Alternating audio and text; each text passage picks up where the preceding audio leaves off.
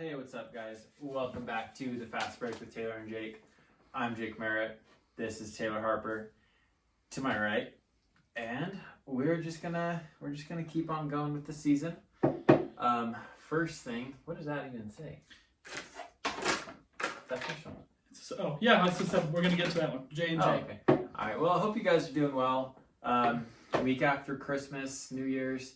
Happy New Year's, everybody! Happy New Year's, everyone. Let's hope 2021 is a little bit better. I can't imagine it being a whole lot worse, especially if we're able to get a vaccine out. Hopefully, at least by summer, so we can have like a good normal summer. So I'm excited for this next year. In basketball terms, I'm still really excited. We're gonna get a almost full season and a normal playoffs, and hopefully come playoffs time, we'll be able to get more and more fans in the building. Right. There are some teams that are actually having fans in right now.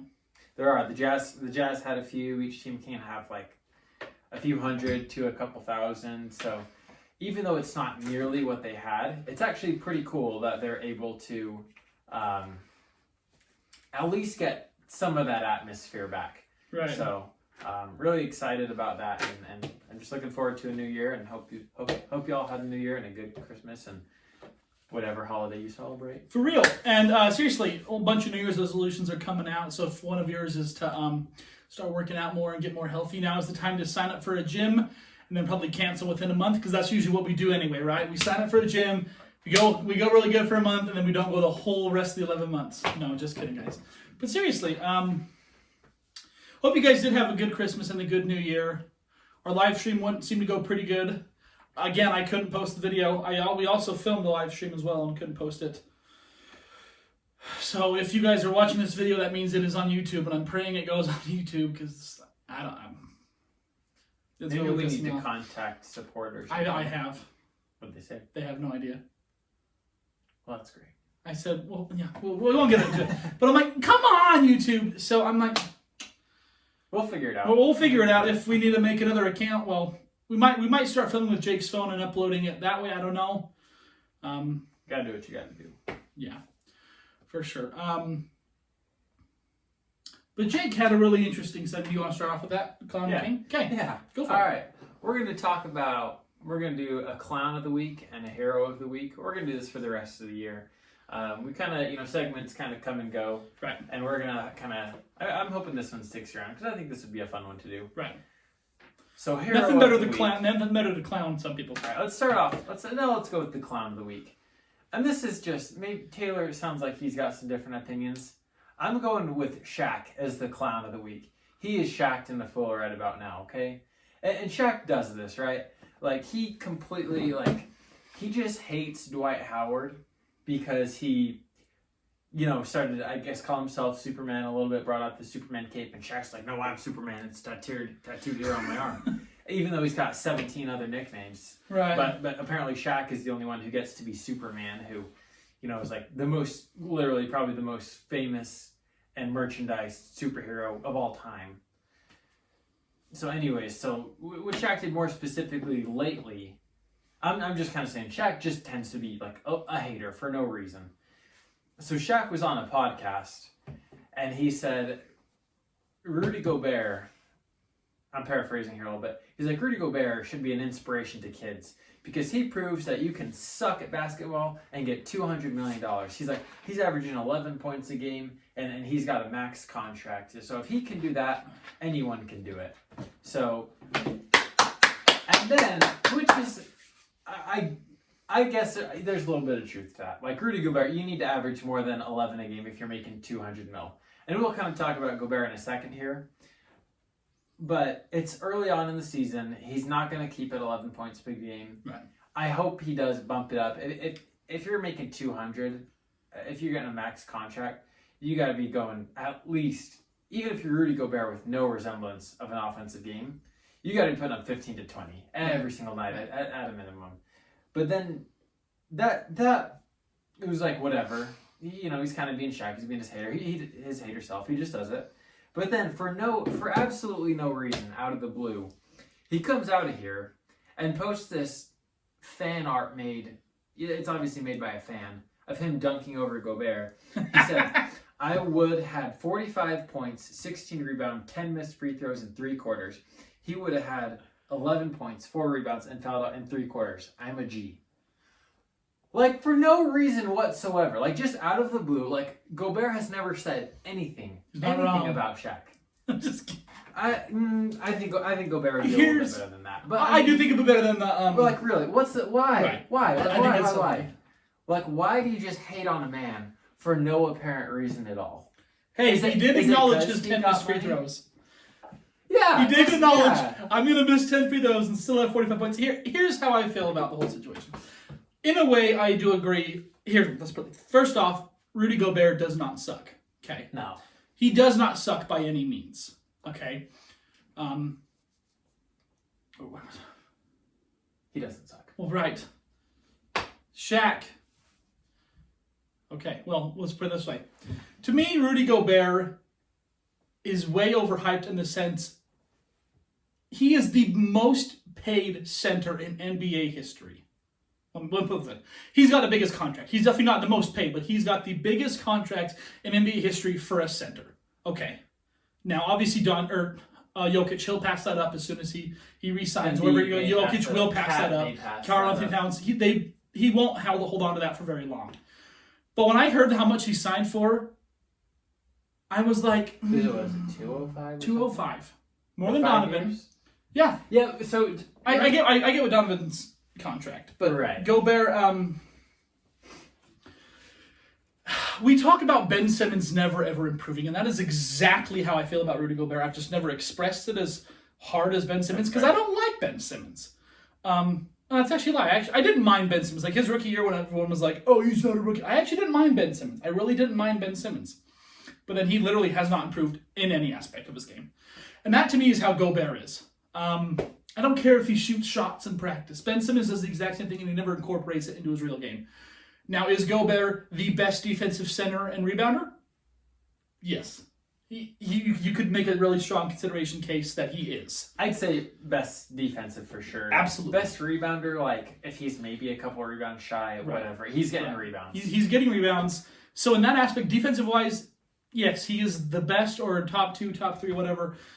But I can't pay a guy $200 million to not have an offensive game because he doesn't. And I don't care what anyone says to me. You're not going to change your mind about Gobert having an offensive game. Right. And that's fair. I get that. So Gobert, I'd say he has actually improved with his hands around the rim and catching lobs, stuff like that. Like he couldn't have done offensively as a rookie or a sophomore what he does now. Not to say that he's insanely impressive.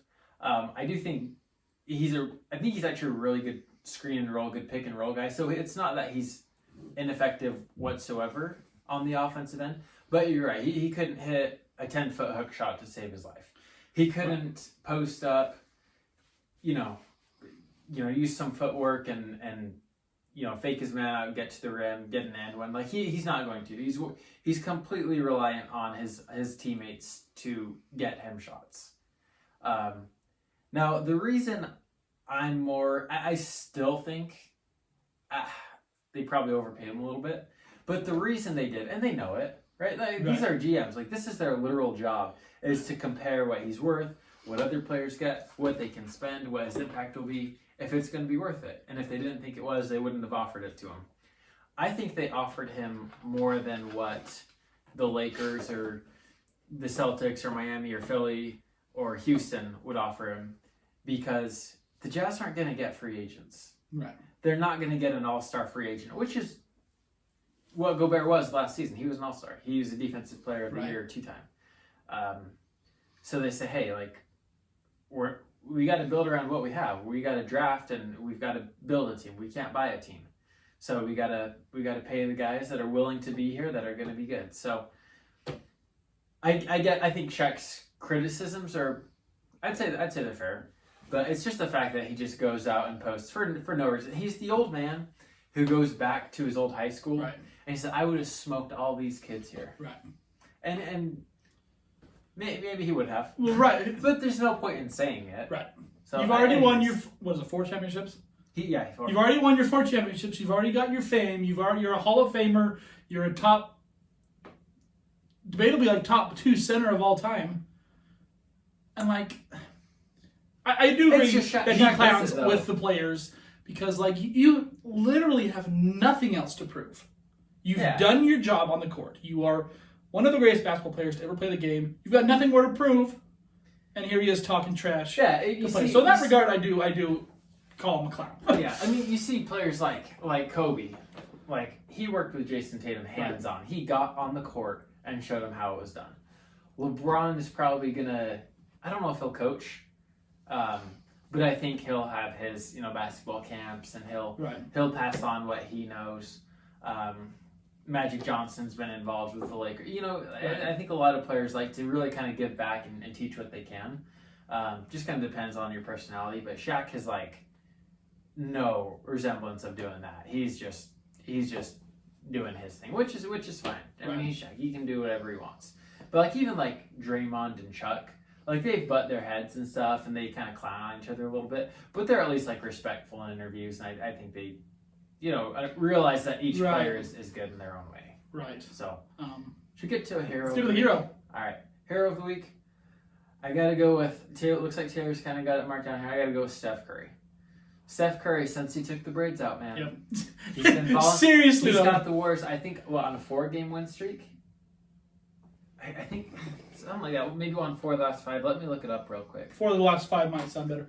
But I'm going to say it right now. And I can't remember exactly what Damian said. Do you remember exactly what Damian said? About Steph? Yeah. I know there's some players. When was it? Just like this is like right after he had his game? Right before. He was criticizing Steph, or maybe I'm was he? way interpreting. He got a lot of hate or something like that. A lot of people were like kind of clowning on Steph a little bit. I don't think Damian was one of them. Damian doesn't seem like that kind of guy. Well, that's right. But let me just say this to anyone who was doing that. In your face. Post the gif of Michael Scott in your face, because that is the biggest in your face moment. Stephen Curry dropped 62, which let me put this. Only one player, well, maybe don't quote me on this. Let me try to think about this. Only one player who is playing right now has that many points in a game, and that is Mr. Carmelo Anthony. Harden never did 62? Harden's high is 60, I believe. Maybe 61. LeBron. Clay hit 60. Clay hit 60. LeBron hit 61. Anthony Davis, he's got better career high than LeBron, Anthony Davis, Kawhi Leonard, James Harden, Klay Thompson, all these guys. So do you know what?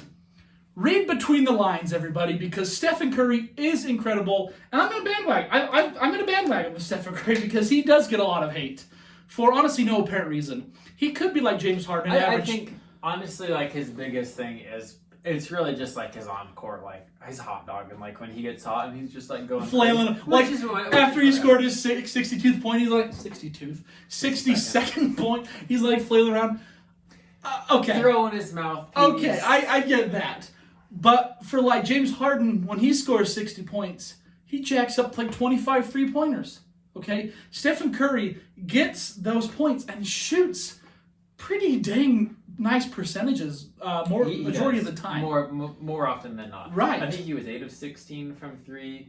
Let me see. I got the box. I think it was 18 of 30 from the field. 18 of 31. 18 of 31. Mm-hmm. 18 of 19 from the free throw line.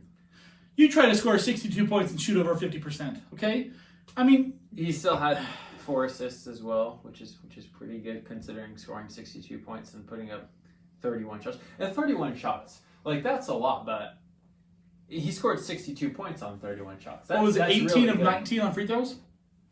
18 of 19. 18 of 19 on free throws, okay. That's really good. He is just an incredible player. He needed this game. Him and his team, they needed this game because Jake, I don't know if you still stand by putting him in the playoffs. If he plays like this, they look like a playoff team. They really could like be I said, 4 team. of the last 5. I'm gonna try and pull up kind of his last couple games here. Let's see. I don't know how to see like all of them. I mean, he's averaging just for the month of January, the last 3 games, he's averaging 39.3 points, and that's obviously because he had a 62-point game, but he also had 30 points. He had 26 points. He's averaging 5.7 assists, 7.3 rebounds. I think he was 1 rebound and 2 assists shy, or vice versa, last night of a triple-double. He almost had a triple-double last night. I mean, Curry's legit, man. I still don't know why. He really is. He really is. And for I would like to put him in the MVP conversation for sure. You did last year before he got injured. You said I think Steph will come out and show us kind of what the old Steph. I think he'll probably get some looks, only because I don't think his team is going to finish super high in the West, just like with James Harden. So maybe I'm contradicting myself here. Right. Because it really would be hard to give someone an MVP. Let's say they make it as the 8th seed. Right. Like, that's kind of hard to give someone the MVP for that award. It usually quite frequently goes to one of the top 2 or 3 seeds in the conference. Westbrook obviously got it because he was the first to average a triple-double in decades. But let's be honest, I'm going to stand by it. I've said it before. I think Stephen Curry right now in this league is the best point guard. Yeah, I think he is. I love Damian Lillard a lot. Yeah. We both do. We both really like. I'm really starting to come around a lot on Russell Westbrook, the guy, the teammate. Sometimes as the player, not so much, but he's still a pretty good player. John Wall's been looking good as well. Chris Paul's, the Phoenix Suns have been good. Phoenix Suns have been kicking butt. But still, like, a lot of good point guards. This is a really good point guard league. A lot of good point guards. You got Kyrie and all those other guys. Tyus Jones. But still, Steph Curry takes the cake, and I don't think it's super close. I don't think he's miles ahead like Giannis is, and for power forwards. You think Giannis is miles ahead, huh? Of power forwards? Who's the second best power forward? Anthony Davis. I consider him a center. I consider him a power forward. All right, fair enough. All right, those 2 are miles ahead of everyone else. Oh yeah, and think of this: Rudy Gobert is making more money than Anthony Davis. Is he? Didn't Anthony sign at 195? Let's see. He actually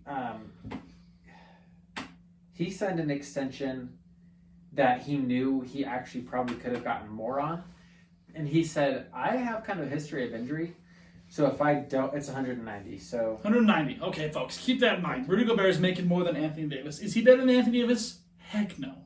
Yeah, 5-year 190. So Gobert's is just a little bit higher. It'll be a little bit more each year. But Anthony Davis, he did say, you know what? I think I'll be fine with 190. I've got other things I can do off the court to make money. Right. He said, I have had a history of injuries, so I'm not, say this next year I have a bad injury, and I even in a year from now I could be getting less of a contract than this, so I'm going to take it. Right. Not to mention the Lakers. It's hard to replace Anthony Davis, but if any team could do it, it's the Lakers. Right. Just keep your mouth shut about Steph, because he's going to make you look like an idiot, because he really is incredible. He's crazy good. He's crazy good. People. Top 5 for sure. I'm just going to quickly say a clown of the week, just really fast, who I really think is a clown of the week, and I thought this is kind of how they were going to play last year, but they're playing better, playing this way this year, and that's the 1-5 Toronto Raptors. Okay, I did not think like before the playoffs started, or like before last season started, I didn't think Toronto was that good. I'm just going to flat out say it. I didn't think they were that good. I bashed Pascal pretty hard after Game 7 when Boston beat him, and I stand by that. He has not showed out this year. No. I'm going to say it right now, Fred VanVleet is the best player on the team. Like, how sad is that? If Fred VanVleet, who to my opinion he's better than Kyle. This year he's been doing bad. He had 35 points last night in a loss to my Celtics, mind you.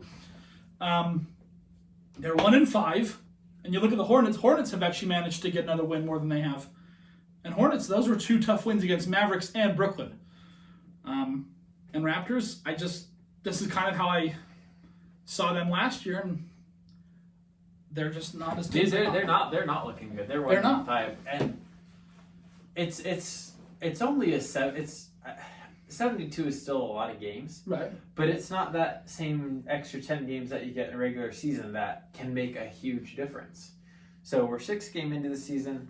I don't take the standings as of right now too seriously, because right now Orlando is second in the East. Right. They're not finishing. Well, what are second in the Cavs? East. 4-3. Well, let me put it this way. Toronto Raptors last year did not even lose 20 games. I think they maybe might have lost, what was it, 16? 16, 17, 18, or 19. One of those four numbers, Toronto lost. They've already lost 5 this year. So, like, put in perspective of last year and this year, I wonder, why do you think that is? I think Ibaka and Gasol. I think that hurts because Gasol's definitely not the all-star he used to be. Big? I don't even know who their bigs even are anymore. I don't know. But that's just a very quick clown of the week. They're just the Raptors organization. Just kind of, yeah. The Well, I don't know, like, Raptors now. pretty much. Like, Yeah, I don't know. I picked them, I think, 5th or 6th. I think I even had them in there. East. Right now, it's not looking good. But you know what? Honestly, I really don't care how good I look in my before the season predictions. If the Knicks make the playoffs, holy cow, that would be awesome. Or like Cleveland without LeBron James, or the Hawks. Like I do like to see. I love to see like parity and like just kind of things changing, not seeing the same thing every single year. That's what I like about the NFL. Is before the year, I was like, the Ravens are going to the Super Bowl. I mean, they looked so good last year. They really choked it away. Like, the Ravens look great. And now they kind of had to squeeze into the playoffs a little bit. And I kind of wish basketball was a little bit more like that, where you can just see things change a little bit more frequently. and I think we're getting there. Obviously, it was Warriors and Cleveland there's first not stretch. so many super teams. Right. It's Right. Is there even a big? I wouldn't even say there's a big three like a clear cut big three in the league, in the whole league. You've got like good pairings of three players, like which is how it should be. John Wall and James Harden and Christian Wood now. Right. You've got Conley, Donovan, and Gobert. You've got Brown, Tatum, and Walker. They're a big three, but they're not Golden State's big three. They're not Miami big three. Right. Celtics 08 big three. Right. Spurs big three. Which a lot more. I really do like it. I do too because it's Makes way it more so diverse. much more fun to watch. Because seriously, 5 years ago, I guess you could literally put money on it being Warriors and Cavs. Like, there was no second guessing it. There's no question Warriors are going to make it. No question Cavaliers are going to make it. And now it's like Warriors, they going to make the playoffs? Yeah. Cavaliers, they going to make the playoffs? Like, the Nets going to come around. The Clippers are the top seed in the West right now, but how is that going to hold up for the rest of the year? So it's really fun the way things are heading. I do like it for sure. I just wanted to give basically the NFL a shout out for things changing so much year in and year out. That's just fun to me. But I kind of wanted to talk about. Do you think the Knicks? They're obviously had a good start to the season. right? They've got some good play from Julius Randle, who is making me look like a genius. Yeah. For real. RJ Barrett's also been good. I think Mitchell Robinson is pretty good. Robinson's They've good. got Obi Toppin, who Obi I don't Toppin. think he's played yet. I think he has, but I'm like, why are you guys not playing him? I think he would. I don't know. I think Obi would be great. What I'm saying here, I think if the Knicks can get a good guard, someone to kind of facilitate the offense, give them a couple years, and I think they could actually be a regular playoff team. Right. Which they haven't been in a long time. Ever since Carmelo, I'm not gonna lie, Carmelo did a lot for that franchise. For sure. But before him, I think it was like Patrick Ewing was the last time they were really any good. So the Knicks have really not been good. It's a funny organization because it's New York. Everybody wants to play there, arena. right? But they suck. I'm sorry. I'm not going to sugarcoat it, but they've had good players, but man, they've never been a franchise like they should be. No, to me at least. Not like it's weird. And I get what you're saying is like, I don't understand. Okay, I get why they have such a big name because they were good in the '90s with Patrick Ewing. They were good in the '70s, like when Phil Jackson, like the '70s guys. Right. This is well before I was just well before our time.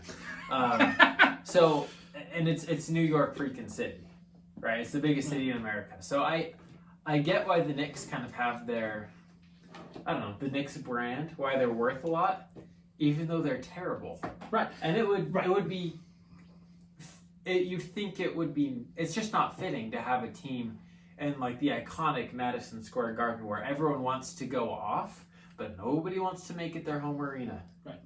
Carmelo did. It didn't really, they made the playoffs, They made the he playoffs. never made the finals. He never was He never will. insanely good. But it's maybe the Knicks are getting there. And I'm actually excited for it because I like their team. I like Mitchell Robinson. I do like Mitchell. Julius Randle. I love Obi. I'm glad they finally decided to, take this crappy organization, just shake things up. Even if they didn't know it was going to be good, people were on the chopping block for, just everyone was on the chopping block this offseason. They sent out players, they got new players. I know they switched up, I believe they're like coaching staff and all that kind of stuff. And they said, we just need something different. And they actually went for it. And it looks like it's better. So I'm excited for, the Knicks' future. I hope for once we can actually see them be good. And I'd like to see this young team improve. Right. All right, Jake, we're going to get to the biggest. We're not in the Clown of the Week segment anymore, but this is a pretty clown moment. We're getting into Kyrie Irving for a minute, Jake. Okay. The team across from the Knicks, huh? What a glorious game that was. Oh, dude. And the Washington Wizards and the Brooklyn Nets. What a glorious, glorious moment for basketball fans. Because I can guarantee every single basketball fan was happy that Brooklyn lost that game.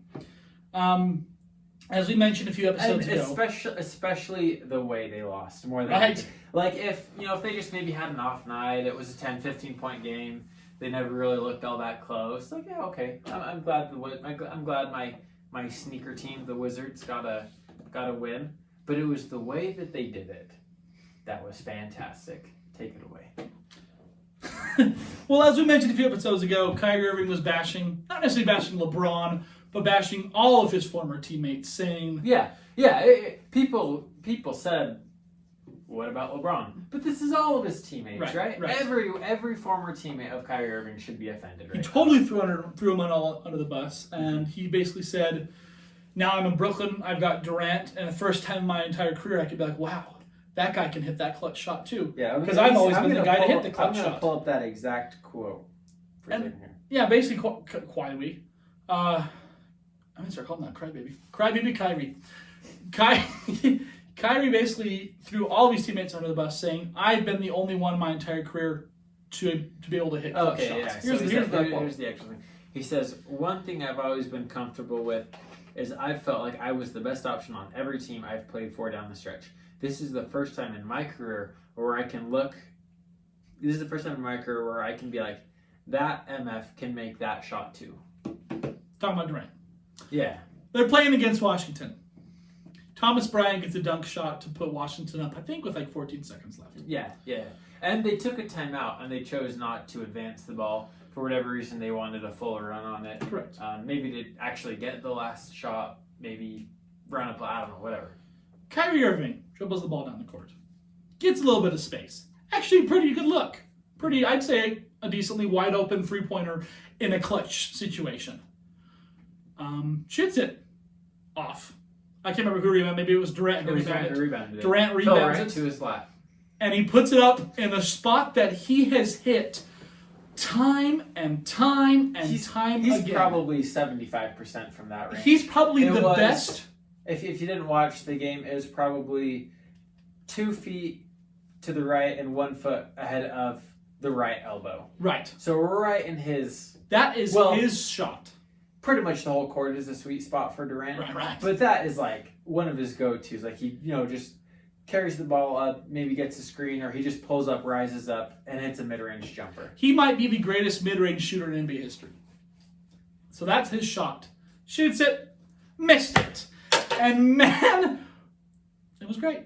It was hilarious. It was hilarious. They had 2 good looks. Really, really good looks. Mm-hmm. I think they were down. I think they're down by 1. So either shot would have won it. Mm-hmm. And they did. It was perfect. If maybe just Kyrie missed it or just KD missed it, it wouldn't have been as sweet. But because they both had KD specifically, just just a gift-wrapped game opportunity, and they just blew it. They did. And really everyone, especially Skip Bayless, who just drives me nuts. And I'm sure he does it intentionally, but like, oh, you've got two of the best closers in basketball. They are so much better than LeBron James, what some people said. So Shannon Sharp on Undisputed, and this is kind of you kind of hear these stats where you're like, okay, that's kind of a random stat. Right. Like Luke was like the first player with 30 points, 15 rebounds, and 10 assists. At the 10-minute mark. Well, just in general, actually, which is pretty good. Right. But anyways, kind of overly specific. So I think when the team is down, to take either a game-tying or a game-winning shot with less than 10 seconds, in their careers, Kyrie is 25% on those shots. This is with less than 10 seconds to either tie or take the lead when you're down. 25%. I think he said KD was 26% and LeBron was 28%. If you guys think those numbers are low, those are actually pretty decent numbers for game winners. I mean, a guy's never going to be 10 out of 10 on game winners. Right. Kobe missed a ton of game winners. Mapples missed a ton. Larry Bird. It's like, to me, that's not terrible statistic. They're a little bit. They're obviously a bit lower than what as your normal shooting percentages. Right. But those numbers are typically just low. Right. So the fact that like LeBron is not only where they are, but even a tad higher, I think just kind of throws that quote back in Kyrie's face. I don't know why he said that in the first place. He watched LeBron James hit game-winning shots on his team. But yeah, Kyrie's a clown. Kyrie's just kind of, I don't know, he's just kind of a weird guy. I don't think he's like, I don't know, maybe we over-dramatize it sometimes. He's just a weird guy. He's a weird guy. There's a lot of weird people out there. Durant's even a weird guy. Kyrie's just one of them. Yeah. So, anyways, that was funny. The Nets are still, what are they They're at? 3-4. They're below 500. They're technically out of the playoff picture right now. Keep it that way. KD, he has to sit, I believe, because of possible COVID exposure, 4 the next 4 games. So that's kind of gonna be tough. They did lose Dinwiddie. I'm wondering if the Nets just, I hope they don't, but what if they just end up repeating what they did last year? They will. You think they will? I don't think Kyrie's good. He's a professional scorer, and that is it. He's not a winner. He hit a great shot against Curry to win the finals, but to be honest, LeBron helped. That wouldn't happen just without a ton. LeBron's block. Right. I mean, to be clutch, it doesn't always mean hitting the game-winning shot. And LeBron is the full package for that. And he's hit game-winning shots. He's hit plenty, but he's also made game-winning blocks, game-winning steals, game-winning plays. Kyrie's not going to get a game-winning block. Kyrie's not going to get a game-winning steal. He's not going to make the best game-winning play. He can take the last shot, and on occasion he's going to make it sometimes. But it's not a time. It's not like he's automatic. So I think that quote was pretty arrogant of him. Well, the quote was pretty arrogant because I remember the very first game Kyrie played as a member of the Boston Celtics was against the Cleveland Cavaliers. It was against LeBron James. That's right. I vividly remember when this. Gordon got injured? Yes. Okay. And Kyrie Irving tried the game-winning shot from the right wing, from the right side, I believe. And it was way short. Like it was literally at the buzzer, shot it, came up way short. LeBron James, they both hugged it out. I'm like, you made more shots than LeBron, yet LeBron is making, see it right there. LeBron James, I can't remember if LeBron James actually guarded him or not. I think he did. LeBron James made a game-winning play guarding Kyrie. He didn't block it, he didn't steal it, but he made a game-winning defensive play. So Kyrie, once again, read between the lines, buddy, because I just don't like that guy. I'm sorry. I mean, you're a Celtics fan, and he said all the right things, and then he was a horrible teammate, and then he up and left as soon as he could. So I get it. You guys traded away Isaiah Thomas, who that was stupid. At the time, it looked pretty bad. Right now, right, there was no way you were gonna win either with Kyrie or IT. So you kind of just had to cut ties with both of them, and move on. Only because IT got injured. Right. He had a fantastic MVP year, but just injuries have not been kind to him. And when you're 5'9" in the NBA, you got to be 100%, like 100% healthy. Yeah. Really fast, I want to talk about Trey and Luka just for a second. And I saw about someone. The trade or No, just about the way they're performing. who they are. I have no idea who said this quote. I'm actually pretty sure it was a post, and then someone commented this. But it really was interesting. Trey Doncic is having the season. Trey Doncic? Wow, I said that, huh? Trey Young is having the season we expect Luka Doncic to have. Because to me, and I think I picked Luka to win MVP. I think you did. And he's not showing up. He's not Trey bad. Young I'm pulling up and his stats for Atlanta you. have been kicking butt. I know, I think they're like 4-3, which doesn't sound great. But when you consider what Atlanta has been the past few years, I know we've talked about Atlanta growing. And they definitely do look like they're growing. But Trey Young looks more like an MVP than Luka Doncic this year. I mean, all right, I'm gonna pull up both their stats here. Just just give me 1 minute. Keep on going. yeah, I mean, just like I don't know. I check all the Mavericks games because I like Luka's game. So I check all of the box scores on Mavericks, and I don't think he's really had a game yet this year that really stood out to me like he did every single game last year. Like every single game he played was like, wow, are you serious? Are you serious? Are you serious? And now he's kind of. So what is the stats? Who's this? All right, so this is for Trey through 7 games, and I give it to you. They're a little bit higher. So he's averaging 28.6 points on, where's his shooting percentage? On 42% from the field. He's also averaging 8.6 assists and 4 rebounds a game. How tall is he? 6? He is maybe 6'1", 6'2". He's a shorty. Yeah, he's not big. He's not tall at all. Luka through 6 games. These are actually a little bit better than I thought because we haven't really heard much about Luka too much. He's averaging 25.8, so about 26 points a game. On, let's see, what's his shooting percentage? He's 44%, so just a little bit better shooting percentage with a little bit less points. He's also averaging 8.6 rebounds and 7.3 assists. Does it show the record on there? No, but I can find it real quick. I think it's 2-4. The Hawks are 4-3. The Mavericks are 3-4. So he's played 7 games. He's played 6. I don't know. Maybe this needs You're to right, be yeah. updated. Did he say that again? I can't remember. But regardless, so they're under 500. I don't know. Basically, maybe it's a little different. But maybe it's just the way from what I've heard and seen. But Trey Young to me is fair though. He's had more of an MVP like season than Luka. I think Luka's probably got a little. Actually, I don't know. Do you think they're is the Hawks as a team talent really any less than the Mavericks? I think it's better. That. I think Hawks have a better it's team than probably Doncic. better. I mean, especially with Porzingis out. Like Yeah, I okay. put a lot of ESPN. So Luka's played in 6 games. I don't know why, but I can't remember what I put Mavericks at in our little standings last week.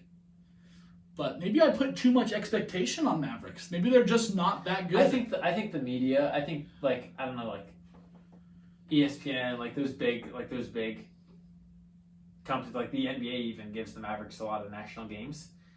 I think they all predicted the Mavericks to be really good, and maybe we've all right. oh, okay. When you say something enough times, like you don't really question it.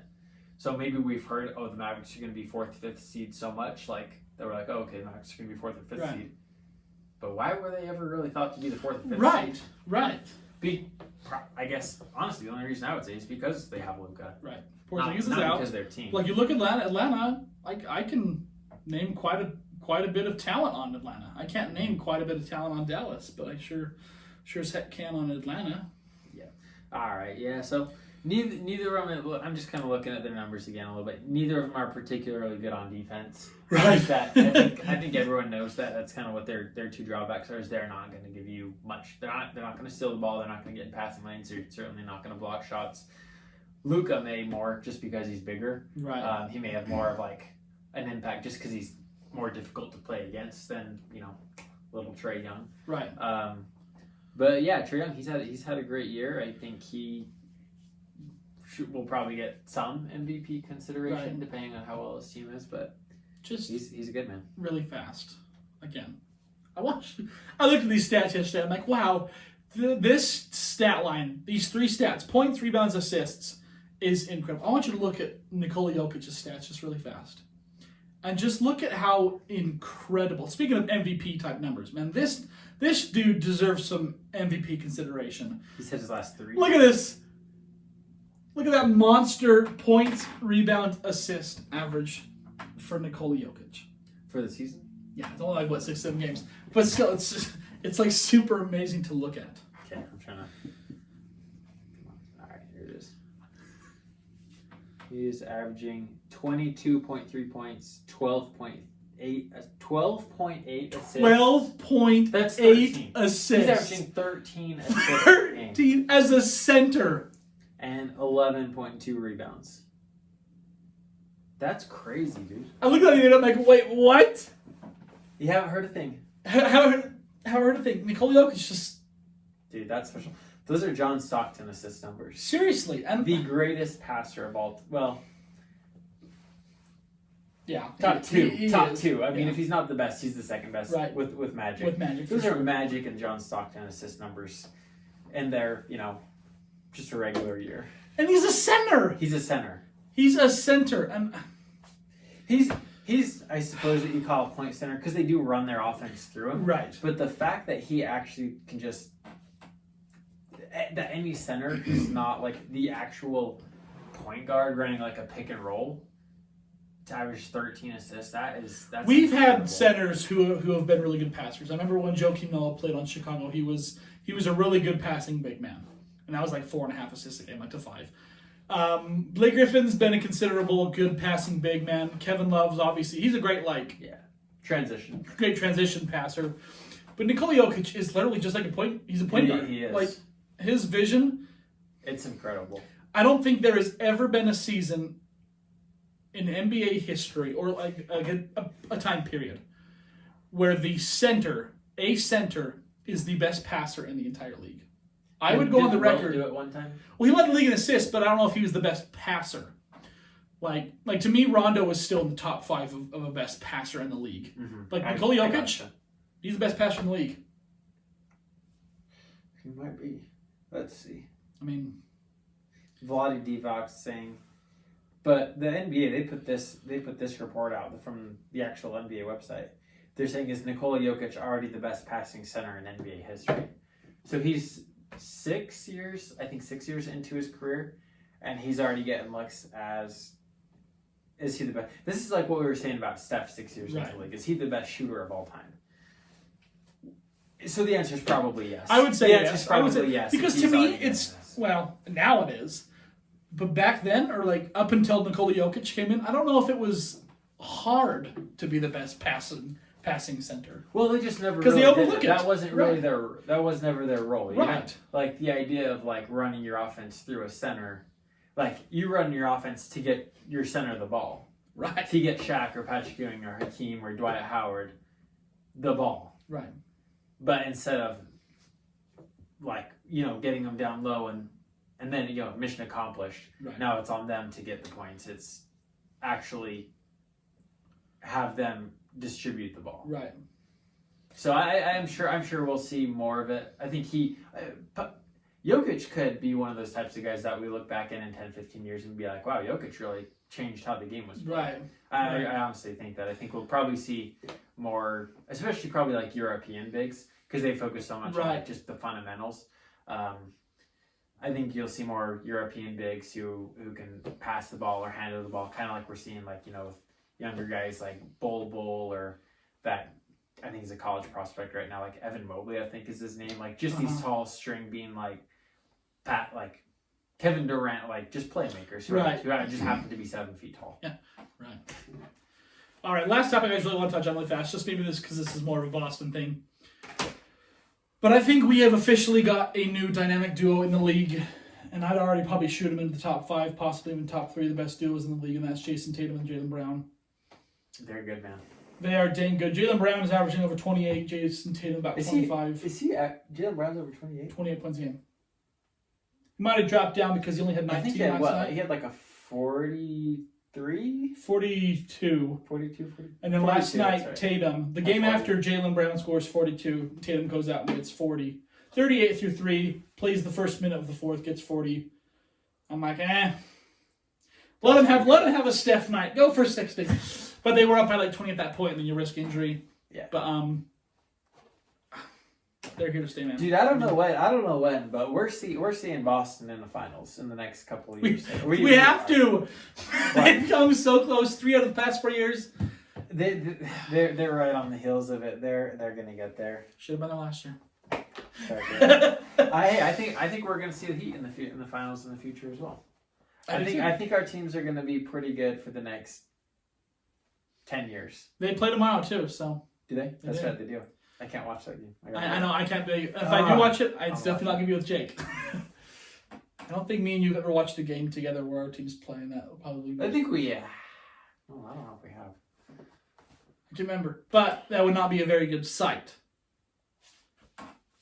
But nonetheless, I'm really going to try to get this video on YouTube. Obviously, if you guys are hearing this, then mission accomplished.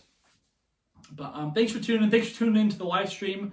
I have actually had people say that we should do more live streams on Facebook, and possibly, since YouTube is being kind of struggling right now, possibly do more Facebook Live, just so you guys can watch us, because there have been a few episodes where you guys have not seen because YouTube's been not letting me upload, which is really ridiculous.